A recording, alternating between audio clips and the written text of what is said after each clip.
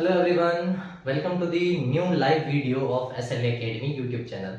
आज से आपकी 11th क्लास का बेटा हम लोग बैच स्टार्ट करने वाले हैं मैथमेटिक्स के लिए। मैथ्स के लिए अगर आप लोग कोई और यूट्यूब चैनल ढूंढ रहे थे तो क्लास 11th के जो क्लास 10th के प्रीवियस बच्चे थे उनकी रिक्वेस्ट के ऊपर हम लोग क्लास 11th के लिए मैथमेटिक्स का सिलेबस भी लेके आए हैं बेटा। देखते हैं क्या है हमारे इस बार मैथ्स के अंदर। चलिए फाइल आपकी ले आते हैं। सबसे पहले देखिएगा, ये है आपकी वो फाइल, ये है आपकी पीपीटीज जिसके ऊपर हम लोग वर्क करेंगे। पहली बार मैं खुद आपके जितना ही एक्साइटेड हूं, पहली बार नए बोर्ड के ऊपर पढ़ाने का मौका मिल रहा है। देखिएगा सर, चैप्टर 11 के लिए अगर मैं बेटा बेसिकली बात करूं तो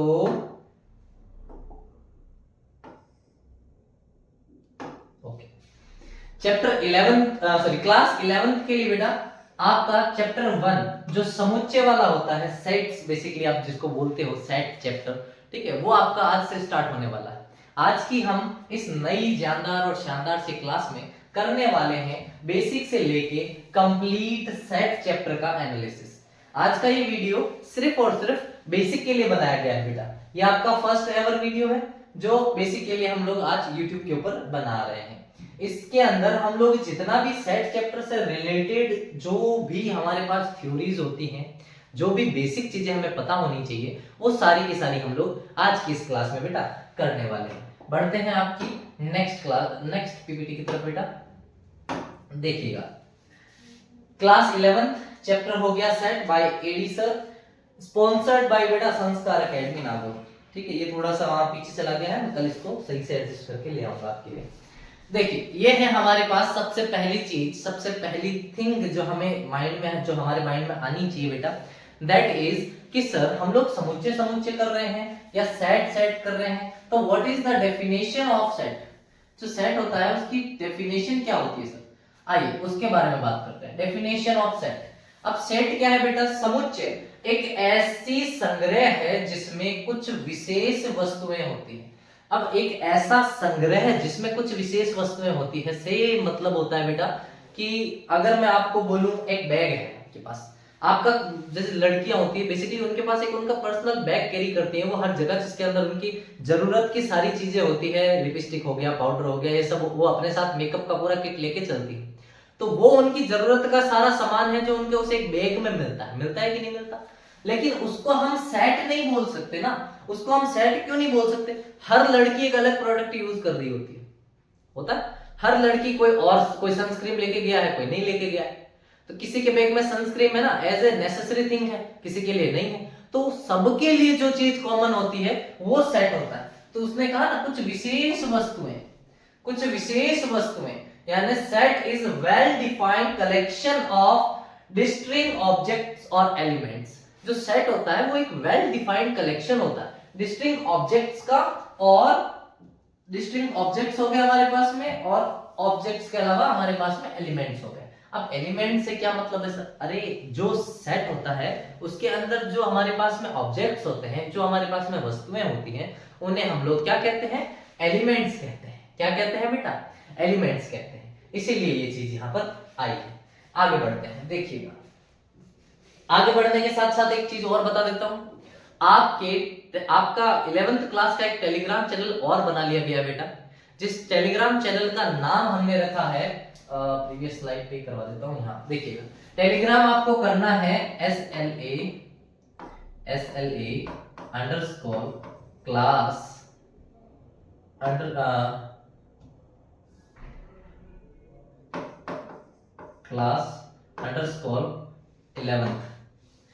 इतना सा आप लोग सर्च कर लीजिएगा, टेलीग्राम पे जाते ही आपको हमारा टेलीग्राम मिल जाएगा।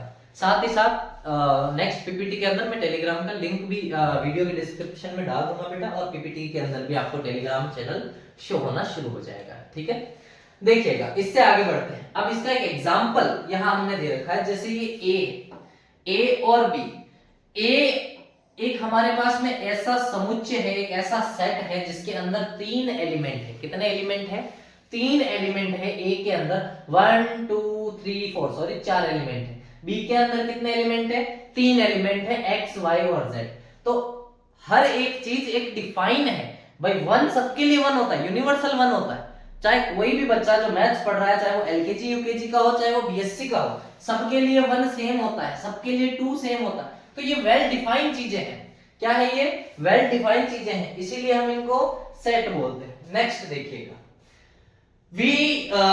सॉरी, आपको यहां पर ना बेटा नीचे की साइड में कुछ ऐसे नंबर्स के बारे में बताया गया है जो आप बचपन से पढ़ते आ रहे हो, और वो एक सेट है। अब आपको पता चलेगा कि वो एक सेट है। जैसे क्या? जैसे कि सर n से हम शो करते हैं the set of all natural number, यानी सभी की सभी प्राकृत संख्याओं का सेट। प्राकृत संख्याओं का सेट किससे दिखाया जाता है? n से दिखाया जाता है। मैं यहां समझा देता हूं। अगर मैं n इक्वल्स टू एक सेट बनाऊं, एक चीज खास ध्यान रखना जो यहां सिखा रहा हूं, सेट को हमेशा कर्ली ब्रैकेट में रखते हैं, ठीक है। हिंदी वाले मंझला कोष्टक बोलते हैं, मंझला कोष्टक, ठीक है। कर्ली ब्रैकेट में हम लोग इसको सेट को हमेशा रखते हैं बेटा। थोड़ा थोड़ा सा दिक्कत आएगा क्योंकि न्यू है हम इस बोर्ड के लिए, इसलिए। अब n सेट है, n किसका सेट है सर?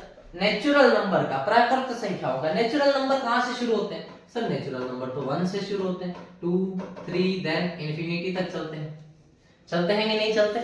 इंफिनिटी तक चलते हैं। तो इसको कहेंगे हम n natural number, sorry, the set of n natural numbers, ठीक है। अगला देखिए, z से हम लोग दिखाते हैं बेटा इंटीजर्स को। किसको दिखाते हैं? z से हम लोग शो करते हैं इंटीजर्स को। इंटीजर्स कैसे? All the set of all integers, यानी सभी पूर्णांकों का समुच्चय। पूर्णांक कौन से होते हैं? यानी माइनस इंफिनिटी से लेकर, अगर मैं एक नंबर लाइन बनाऊं, -2 देन -1 0 1 2, ठीक है। तो बेटा ये जो प्लस इंफिनिटी तक चलेगा ना मामला, ये पूरा हमारा क्या कहलाता है? पूर्णांक संख्या कहलाते हैं, जो आप लोगों ने बेसिकली छोटी छोटी क्लासों में बहुत सारी पढ़ी है। पढ़ी है कि नहीं पढ़ी? आइए एक बार हम लोग कैमरा सेटअप चेक कर लेते हैं बेटा। हाँ, we are new on this, तो देखना जरूरी है। आगे देखिए, अगला है Q। Q क्या होता है? The set of all rational numbers, यानी जितने भी हमारे पास में रैशनल नंबर्स होते हैं ना, रैशनल नंबर्स को यथार्थ संख्या लिखा हुआ है बेटा, यथार्थ नहीं परिमेय होता है। क्या होता है? परिमेय संख्या होता है। तो जितनी भी हमारे पास में परिमेय संख्याएं होती हैं, उन सब का सेट होता है, उसको किससे दिखाएंगे? Q से दिखाएंगे। किससे दिखाएंगे? Q से दिखाएंगे बेटा, ठीक है। Q से दिखाएंगे सारी की सारी परिमेय संख्याओं का सेट। देखिए, परिमेय संख्या है जिसको आप लोग कहते हो p/q वाली, यानी 1/2, ठीक है, 3/4, ये सारी की सारी जितनी भी संख्याएं होती हैं, ये सारी की सारी क्या परिमेय संख्याओं में आती है। उससे अगला देखो, r से शो करते हैं द रियल नंबर्स को। जो वास्तविक संख्याएं होती हैं उनको किससे डिनोट किया जाता है? r से डिनोट किया जाता है। अब वास्तविक संख्याओं के अंदर सारी की सारी संख्याएं आ जाती है। मैं आपको इससे बेटर एक चीज, इससे अच्छे तरीके से मैं आपको कुछ समझाना चाहता हूँ, ठीक है बेटा। उसके लिए मुझे एक खाली पीपीटी की जरूरत है, जहां पे मैं आपको वो चीज ये अच्छे से समझा पाऊँ। देखो बेटा, सबसे पहले हम लोग पढ़ते हैं संख्याओं के बारे में, नंबर्स के बारे में।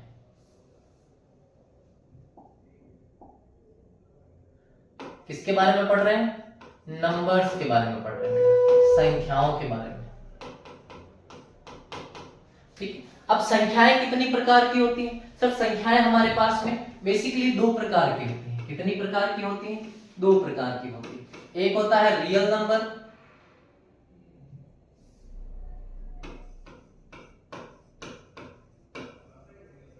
एक होता है हमारे पास में रियल नंबर, और another one is imaginary number.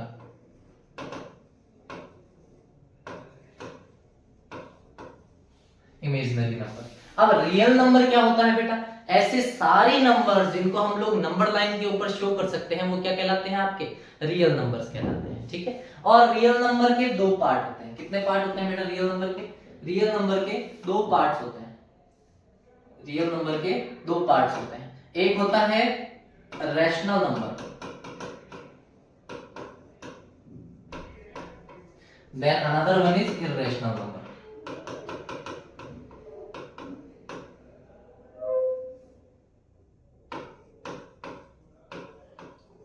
होता है कि नहीं होता? रैशनल नंबर के अनदर तीन पार्ट और होते हैं बेटा।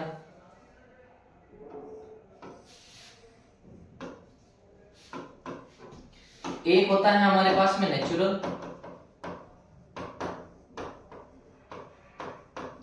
नेचुरल नंबर होता है, एक होता है हमारे पास में होल नंबर, एक होता है हमारे पास में इंटीजर्स।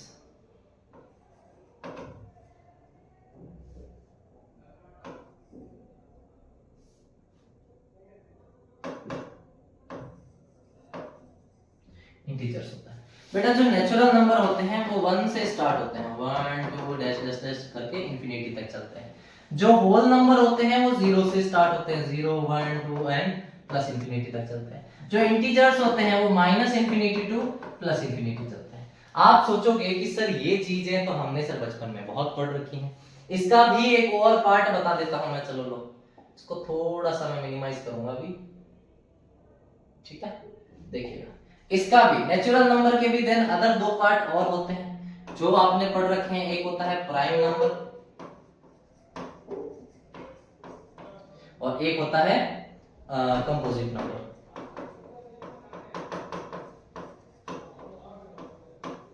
ये सारी वो चीजें हैं जो आपने पढ़ रखी है। प्राइम नंबर जिनके सिर्फ और सिर्फ 2 फैक्टर्स होते हैं और कंपोजिट नंबर जिनके 2 से ज्यादा फैक्टर्स होते हैं। ये है वो नंबर लाइन जो आपको बेसिकली इस पूरे चैप्टर में काम में आएगी। नंबर सिस्टम जिसको अच्छे से याद है उसके लिए ये चीजें बहुत ज्यादा बेनिफिशियल है, और जिसको नंबर सिस्टम में दिक्कत थी उसके लिए ये चैप्टर थोड़ा थोड़ा एवं होने वाला है। आइए पहुंचते हैं हम अपनी स्लाइड पे वापस। ये वाली स्लाइड थी जो हम कर रहे थे। देखो, are the set of real number. अब रियल नंबर का जैसे आपके दिमाग में रियल नंबर वर्ड आएगा, आपको सबसे पहले ध्यान आएगा कि सर ने हमें पढ़ाया था कि सर ने हमें क्या पढ़ाया था कि रियल नंबर जो होते हैं बेटा उनके 2 टाइप होते हैं, रैशनल और इरेशनल। और रैशनल के फिर 3 टाइप होते हैं, ठीक है, natural number, whole number, integers. और नेचुरल नंबर के फिर 2 टाइप और होते हैं, प्राइम नंबर और कंपोजिट नंबर। जैसे जैसे हम इनके बारे में सीखते जाएंगे वैसे वैसे ये सारी की सारी चीजें हमें अपने आप क्लियर होती रहेंगी। Z प्लस, अब देखो Z के बारे में हमने सीख लिया, इंटीजर्स बोलते हैं Z को, ठीक है, इंटीजर्स होते हैं, पूर्णांक होते हैं। तो Z प्लस जहां लिखा आएगा, जहां पर भी आपको Z प्लस लिखा हुआ मिल जाए बेटा,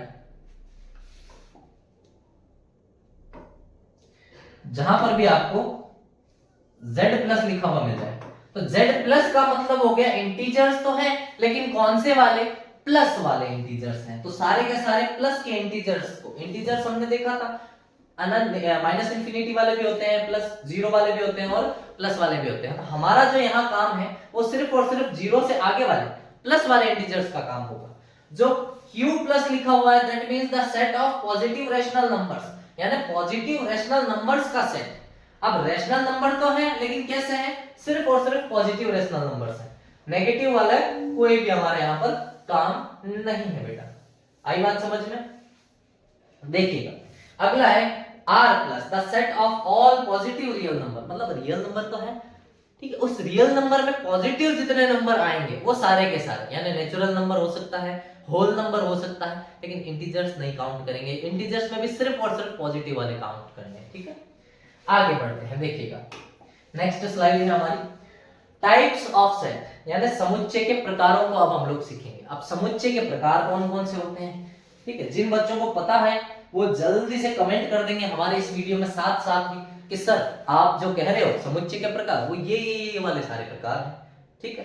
देखिएगा समुच्चय के प्रकारों की बात करते हैं बेटा। सबसे पहले आता है निश्चित समुच्चय, यानी फाइनाइट सेट, ठीक है। फाइनाइट सेट क्या कहते हैं, जिसमें निश्चित संख्या में तत्व होते हैं। निश्चित संख्या में तत्व कैसे सर, जैसे उदाहरण के लिए ए ले लिया, एक ओहो ठीक है ठीक है बेटा, एक उदाहरण के लिए जो यहाँ बी ले रखा है वो इसके, ठीक है।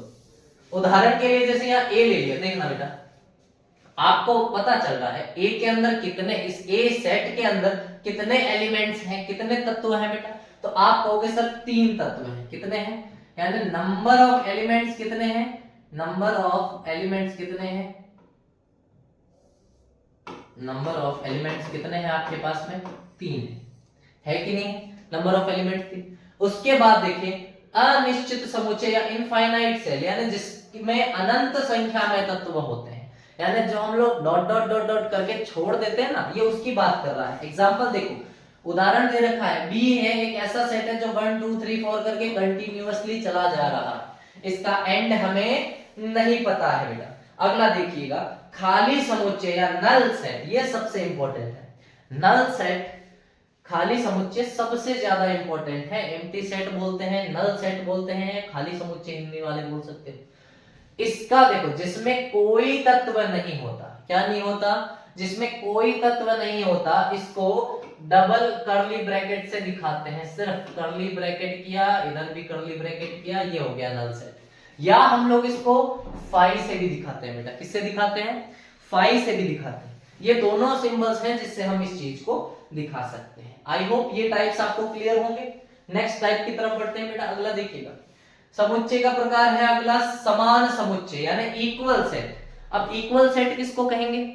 इक्वल सेट देखो, इक्वल सेट यदि दो समुच्चयों में समान तत्व है, जैसे ये एक समुच्चय ए है और ये एक समुच्चय बी है, इन दोनों में तत्व समान है। जैसे इसमें तो समान ही लिख दिया। अगर मैं आपको बोलूं ए आपका एक सेट है जिसमें 1 2 और 3 ये 3 एलिमेंट है, और बी आपका एक सेट है जिसमें आपके पास 3 1 और 2 ये 3 एलिमेंट है, तो आपको देखने को मिलेगा कि सर दोनों के अंदर जो सेट है ना, इनके जो नंबर है सेम है। दिख रहा है सेम नंबर, इसमें भी 1 2 3 है, इसमें भी 1 2 3 है। इनका ऑर्डर चेंज कर दिया, बस इधर उधर कर दिया ऑर्डर बस, और इनमें कोई हमने चेंजेस लाए क्या? नहीं लाया। इसको कहते हैं बेटा समान समुच्चय। समान समुच्चय के बाद में आता है अनइक्वल सेट यानी असमान समुच्चय। यहां देखो हिंदी फिर से गड़बड़ हो रही थी, समान नहीं असमान। असमान समुच्चय, असमान समुच्चय को कैसे दिखाएंगे? यदि दो समुच्चयों में कोई भी तत्व समान नहीं हो, जैसे कि एग्जांपल के लिए ए ले लिया 1 2 3 और बी ले लिया 4 5 6, इनके एलिमेंट्स इक्वल हैं क्या? क्या इनके तत्व समान हैं? क्या इनके एलिमेंट्स इक्वल हैं? नहीं है ना बेटा। अब नहीं है तो हम बोल सकते हैं कि ये अनइक्वल सेट्स हैं। आई बात समझ में? आगे देखिए, नेक्स्ट आपके पास है बेटा समुच्चय के परिचायक यानी सेट नोटेशन। अब सेट नोटेशन क्या होता है?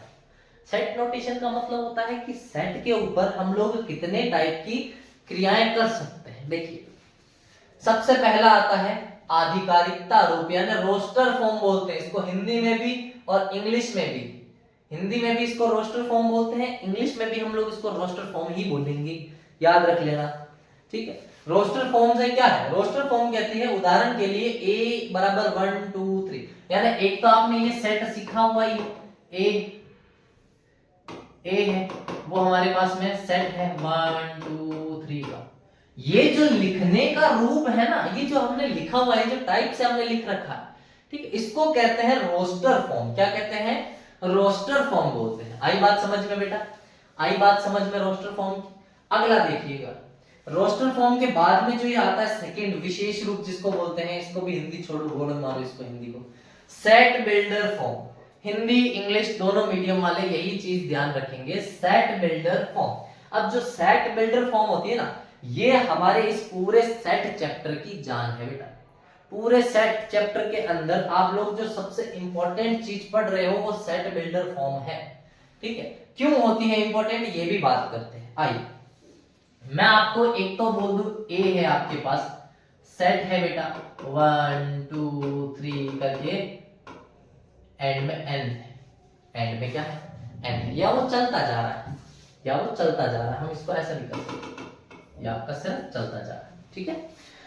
अगर मेरे को इस फॉर्म को सेट बिल्डर फॉर्म में चेंज करना है, यानी ये जो लिखा हुआ है इसको मुझे चेंज करना है, तो मैं लिख सकता हूं इसको इस तरीके से कि ए जो हमारे पास में है ना, इसके सारे एलिमेंट को मैं क्या मान रहा हूं? x मान रहा हूं। सारे एलिमेंट्स को मैं क्या मान रहा हूं? x मान रहा हूं। अब ये एलिमेंट्स आपको दिख रहे हैं, ये एलिमेंट्स क्या है बेटा? 1 से लेके इंफिनिटी तक चल रहे हैं। 1 से लेके इंफिनिटी तक क्या चल रहा है? तो यहां मैं लिख सकता हूं जहां x बिलोंग्स टू, अब इसका मतलब होता है बिलोंग्स टू, बिलोंग्स टू पढ़ोगे इसको। बिलोंग्स टू का मतलब होता है कि x है वो कहां से आ रहा है, तो ये x कहां से बिलोंग कर रहा है? x बिलोंग कर रहा है n से। कहां से बिलोंग कर रहा है? n से। अब n क्या था? हमने ऊपर स्लाइड में पढ़ा, n का मतलब set of all natural number. Natural number क्या होते हैं? जो 1 से स्टार्ट होके प्लस इंफिनिटी तक जाते हैं। तो ये जो फॉर्मेशन ऑफ राइटिंग है ना बेटा, इसको कहते हैं हम लोग सेट बिल्डर फॉर्म। अब आपके पास क्वेश्चन जो इजी आते हैं वो आते हैं कि सेट बिल्डर फॉर्म को इसमें चेंज करना है रोस्टर फॉर्म में, और रोस्टर फॉर्म को सेट बिल्डर फॉर्म में चेंज करना है। ठीक है, नेक्स्ट पीपीटी की तरफ बढ़ते हैं। ध्यान से देखिएगा, समुच्चय की क्रिया यानी ऑपरेशंस ऑफ सेट, यानी हम कितने टाइप के ऑपरेशन किसी सेट के ऊपर लगा सकते हैं। जैसे संयुक्त समुच्चय। अब संयुक्त समुच्चय का मतलब होता है दो समुच्चयों के तत्वों का मिलना, दो समुच्चय के तत्वों का मिलना। जैसे कि इसको बोलते हैं इंग्लिश में यूनियन बेटा, इंग्लिश में बोलते हैं यूनियन ऑफ सेट। क्या बोलते हैं? यूनियन ऑफ सेट बोला जाता है इसको। क्या बोला जाता है? यूनियन ऑफ सेट बोला जाता है। The set of all elements that are in either of the set, यानी जो दोनों के दोनों सेट्स में होते हैं बेटा, वो चीजें हमारे पास में क्या कहलाती है? यूनियन ऑफ सेट कहलाती है। इसको सीखने के लिए मैं आपको वेन डायग्राम का सहारा लूंगा। देखना, वेन डायग्राम किसे बोलते हैं? एक सर्किल मैंने ये बनाया, एक सर्किल मैंने और बना दिया। एक सेकेंड, इसमें शेप का ऑप्शन भी तो है। हाँ ठीक है, देखिएगा, पहली बार है भैया, सीख जाएंगे। एक आपके पास में सर्किल है ऐसा, और एक सर्किल है आपके पास में और ऐसा, ठीक है। और इस सर्किल को अच्छा ये नहीं कर सकते हम। एक सर्किल में आपके पास यहां से बना देता हूं, एक सर्किल है आपके पास ये आपके पास में दो सर्किल है बेटा, ठीक है। इसको मैं बोलूंगा, अगर ये हमारे पास में ए सेट ऑफ एलिमेंट है और ये हमारे पास में बी सेट ऑफ एलिमेंट है। क्या है? बी सेट ऑफ एलिमेंट है। तो यूनियन ऑफ सेट की अगर मैं बात करूं आपके पास, किसकी बात कर रहा हूं मैं? ए यूनियन बी की बात कर रहा हूं मैं। किसकी बात कर रहा हूं? ए यूनियन बी की। अगर मैं ए यूनियन बी की बात करूंगा तो जो ए में एलिमेंट है और जो बी में एलिमेंट है वो दोनों के दोनों मेरे पास आने चाहिए। तो आधे बच्चे कहेंगे कि सर ये दिख रहा है ना, यहां पर आ जाएंगे सर। अरे यहां पर नहीं आ पाएंगे। क्यों नहीं आ पाएंगे? क्योंकि अगर यहां पर वो आएंगे, अगर यहां पर वो आएंगे तो इधर ए में कुछ बच जाएगा, उधर बी में कुछ बच जाएगा कि नहीं बच जाएगा? देखो, अगर मैं आपसे कहूं कि सर देखो ए के तो मैं सारे ले रहा हूं, क्या कर रहा हूं मैं? ए के मैं सारे एलिमेंट ले रहा हूं सर। ए के मैंने सारे एलिमेंट ले लिए। अब बारी आती है किसकी? बी की। अब बारी किसकी आती है? बी की। तो बी के अंदर मैं सारे एलिमेंट नहीं ले सकता, बी के अंदर मुझे ये वाले एलिमेंट लेने पड़ेंगे सिर्फ। क्यों नहीं ले सकता? उसका भी एक मेन रीजन है, अभी बताऊंगा। देखो क्यों नहीं ले सकता, क्योंकि अगर मैं ले लूंगा तो क्या ये अंदर अंदर वाले दो बार नहीं काउंट हो जाएंगे? क्या ये अंदर अंदर वाले दो बार काउंट नहीं हो जाएंगे? हो जाएंगे ना, दो बार काउंट। और रिपीटेशन याद रखना सेट में अलाउड नहीं होता है। सेट का कोई भी आप क्वेश्चन लगाओ, ध्यान रखना हमेशा इस बात का, सेट के अंदर रिपीटेशन अलाउड नहीं होता है। अगर आपने रिपीटेशन कर दिया तो क्वेश्चन वहीं गलत कर दोगे। सेट को इतने अच्छे से पढ़ना बेटा, जब आप आगे एनडीए सीडीएस का एग्जाम दोगे, एफकेट का एग्जाम दोगे, तो सेट का ये वेन डायग्राम सिस्टम आपके बहुत ज्यादा काम आएगा, बहुत ज्यादा। आप क्वेश्चन सीधा वेन डायग्राम से करोगे और उसके आंसर हमें दे दोगे सीधा का सीधा, और कुछ नहीं करने की जरूरत पड़ेगी आपको, ठीक है। अब संधि समुच्चय क्या होता है? संधि समुच्चय यानी दो समुच्चय के समान तत्वों का चयन। अब जो दो समुच्चय हैं उनके समान तत्वों का हम लोग चयन कर रहे हैं, मतलब सेम एलिमेंट हम लोग ले रहे हैं, उसके अलावा कुछ नहीं। इसको बोलते हैं इंटरसेक्शन, यानी इंटरसेक्शन ऑफ सेट। क्या बोलते हैं? इंटरसेक्शन ऑफ सेट बोला जाता है इसको, इंटरसेक्शन ऑफ सेट बोलते हैं इसको। इंटरसेक्शन ऑफ सेट की अगर मैं बात करूं और दोबारा से आपके लिए डायग्राम बनाऊं बेटा, तो देखना ध्यान से। एक सर्किल में ये ले रहा हूं और एक सर्किल में ये ले रहा हूं, ये मैंने दो सर्किल लिए हैं। अब इन दोनों सर्किलों में अच्छे से समझना, ये मेरा पार्ट ए को डिनोट कर रहा है, ये मेरा पार्ट बी को डिनोट कर रहा है कि नहीं कर रहा? ए और बी को डिनोट कर रहा है। तो अगर मुझे ए इंटरसेक्शन बी की बात करूं, याद रखना ये यूनियन का सिंबल होता है, ये इंटरसेक्शन का सिंबल होता है, ठीक है। ए इंटरसेक्शन बी की अगर मैं बात करूंगा तो ना उसमें ए का कोई बचा हुआ पार्ट आएगा, ना उसमें बी का बचा हुआ कोई पार्ट आएगा। जो दोनों में कॉमन है, यानी दोनों समुच्चय के समान तत्वों का चयन करना। तो समान कहां है? इन दोनों तत्वों में यही पार्ट तो हमारे पास में समान है कि नहीं? सिर्फ यही एक पार्ट है जो हमारे पास में सेम बच रहा है। बच रहा है कि नहीं बच रहा? यही एक ऐसा चीज है जो हमारे पास में सेम बच रही है। जो सेम बच रही है हमें वही काम में लेनी है। इसी को हम लोग बोलते हैं बोथ। क्या बोलते हैं? बोथ। ये बोथ में आता है, बोथ की काउंटेशन में आता है और इसको ए यूनियन बी बोला जाता है। क्या बोला जाता है? Intersection B, A intersection B बोला जाता है। नेक्स्ट स्लाइड पे आएंगे। समुच्चय की क्रियाएं, ऑपरेशन ऑफ सेट, वही चीज। क्या है अगला? भेद समुच्चय, यानी डिफरेंस, नॉट भेद समुच्चय। अब बड़ा डिफिकल्ट हो जाएगा आपके लिए, ठीक है। डिफरेंस की अगर मैं बात करूं, डिफरेंस की बात कर रहे हैं, a minus B equals to 1/1,4 आ रहा है। अब ये कैसे आ रहा है? ये ऐसे आ रहा है बेटा, आपके पास एक a होगा। क्या होगा? a होगा। a के अंदर आपके पास में तत्व होंगे, मान लो 1 है, 2 है, 3 है, 4 है। ये आपके पास a के अंदर एलिमेंट है, क्या है? और एक आपके पास है b, और आपके पास b के लिए भी कुछ ना कुछ एलिमेंट्स होंगे ना। b के लिए आपके पास में जो एलिमेंट्स है बेटा वो है 2, 3 और सिर्फ 2 ही, मान लो 2 और 3, 2 ही। क्या है? 2 और 3, ये आपके पास में 2 ही। आपको क्या निकालना है? आपको डिफरेंस निकालना है। क्या निकालना है? डिफरेंस निकालना है। तो अगर मैं डिफरेंस निकालूं यानी बीच में माइनस लगा दूं, यानी हमें a माइनस बी मतलब a में से b को माइनस करना है। तो b के क्या क्या एलिमेंट्स है हमारे पास में? 2 है, खराब हो जाएगा, 2 है, इधर भी 2 है, यहाँ 3 है, यहाँ पर भी हमारे पास में क्या है? 3 है। ये 2 हो गया, ये 2 हो गया। अगर इनमें से माइनस करूंगा तो बताओ मेरे पास a सेट के अंदर मेरे पास में क्या बचेगा? a सेट के अंदर मेरे पास क्या बचेगा? देखो 1 बचा और 4 बचा। क्या बचा? 1 बचा और 4 बचा। यानी a माइनस बी अगर दिया हुआ है, a माइनस बी, तो कान खोल के सुन लेना, a के एलिमेंट्स में से b के एलिमेंट्स घटा दो। तो a वाले और b वाले में जो सेम थे वो हटा दिए और जो a में बच गए वो लिख दिए। अगर a में कुछ नहीं बचता तो नल सेल खाली हो जाता है, b के नहीं लिखने वहां ऐसा नहीं कर सकते कि सर b में 4 मैं यहाँ अगर 5 कर देता, ठीक है, तो 5 इसमें से माइनस नहीं होगा ना, क्योंकि इसके पास एलिमेंट ही नहीं है 5, इसलिए मैं नहीं लिख रहा हूं। लेकिन अगर मैं ये कहता कि सर सारे माइनस हो जाते तो क्या बचता? नल सेल बचता। ये बचता आपके पास 5, जिसको आप बोलते हो नल सेट बचता, ठीक है। अगला देख, पूरक समुच्चय यानी कॉम्प्लीमेंट निकालना, एक समुच्चय के बाहर के तत्व। अब बाहर के तत्व कैसे? x वो x है, सॉरी a को हमने मान लिया x, x कहां से बिलोंग कर रहा है? x बिलोंग नहीं कर रहा है a से। a का मतलब all elements a b c d। देखो इसको और अच्छे से समझते हैं थोड़ा, देखिएगा। अच्छा ये तो खत्म हो जाएगा, यहाँ देखिएगा बेटा। अगर मैं आपसे कहूं कि आपके पास एक a सेट है, ठीक है, और a सेट है वो कहां से है? आपके पास एक a सेट है जिसमें x आपका है, बिलोंग कर रहा है, x belongs to n। x कहां बिलोंग कर रहा है? x बिलोंग्स टू n कर रहा है, नेचुरल नंबर में से आ रहा है कुछ भी। अगर मैं a डैश की बात करूंगा, पूरक की बात करूंगा, तो अब जो पूरक होगा वो x बिलोंग नहीं करेगा n से।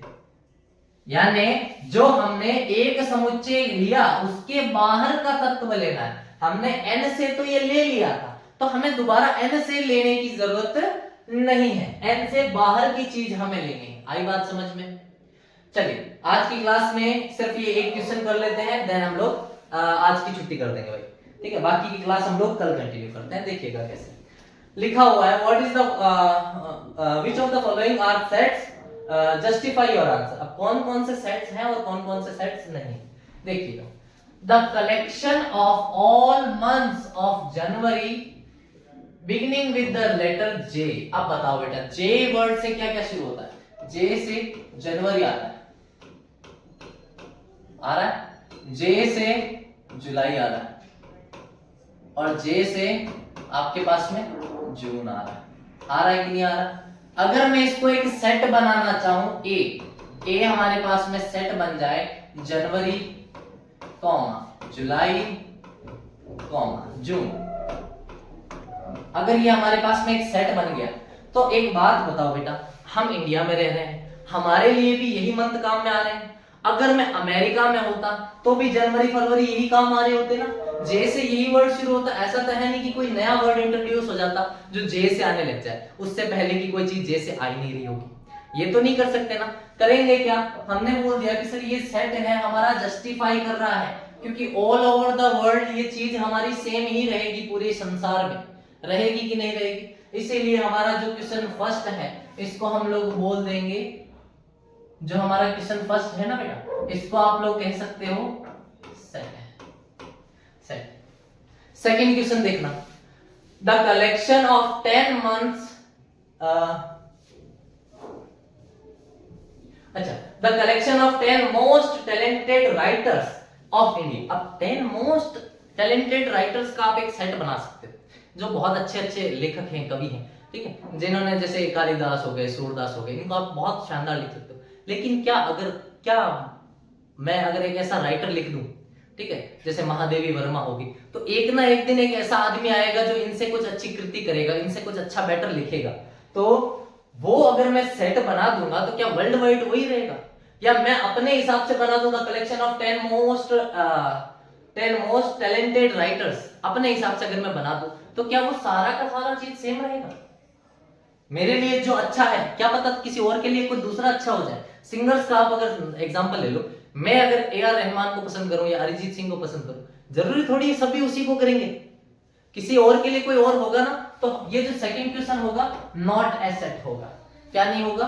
Not a set. देखो, a team of 11 best cricket batsman of the world, अगर आज बेस्ट 11 बैट्समैन कोई है तो कल को उन्हें टर्मिनेट करने वाले कोई ना कोई तो आएगा आगे, आएगा कि नहीं आएगा? उनसे बेहतर करके लोग दिखाएंगे, तो ये भी हमारे पास में एक सेट नहीं हो सकता। अगला है the collection of all boys in your class. अब आपकी जो क्लास है जिसमें अभी आप बैठे हो, उसके अंदर जितने बॉयज हैं वो उतने ही रहेंगे भाई, जितना रजिस्टर में जिन बच्चों का नाम है वो वही बच्चे रहेंगे, रहेंगे कि नहीं रहेंगे? पूरी साल आपके साथ वही बच्चे पढ़ेंगे।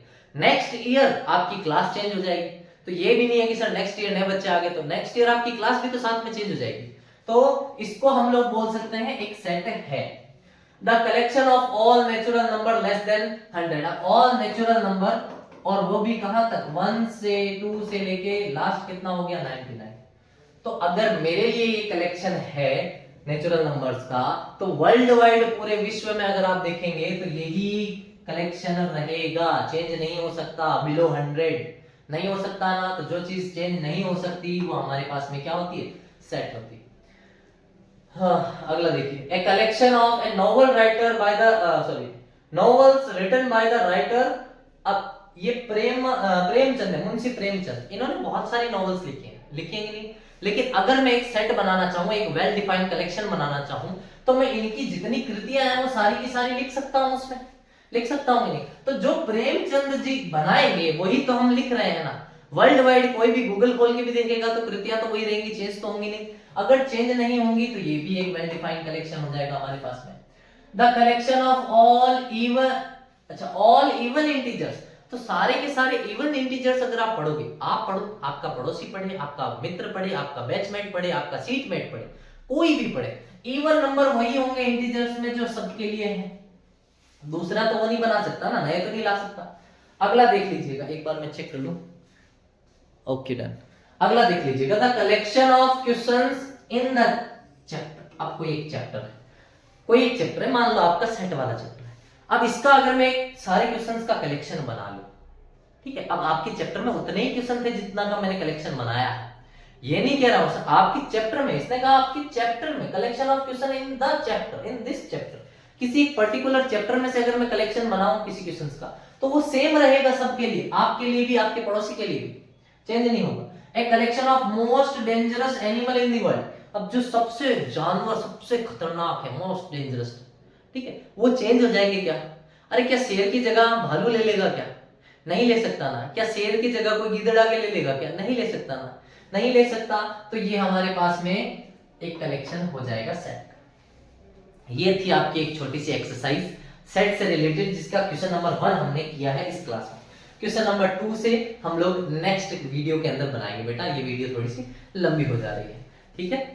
मिलते हैं आप लोगों से आपकी नेक्स्ट वीडियो में, तब तक वादा कीजिए मेरे से, बढ़िया मन लगा के पढ़ाई करेंगे बेटा, अच्छी अच्छी चीजें सीखो, बढ़िया नॉलेज गेन करो, बेकार चीजों को छोड़ दो जितना जल्दी हो सके। नशे पते से बहुत दूर रहो बेटा, नशा आपको खराब करके छोड़ देगा।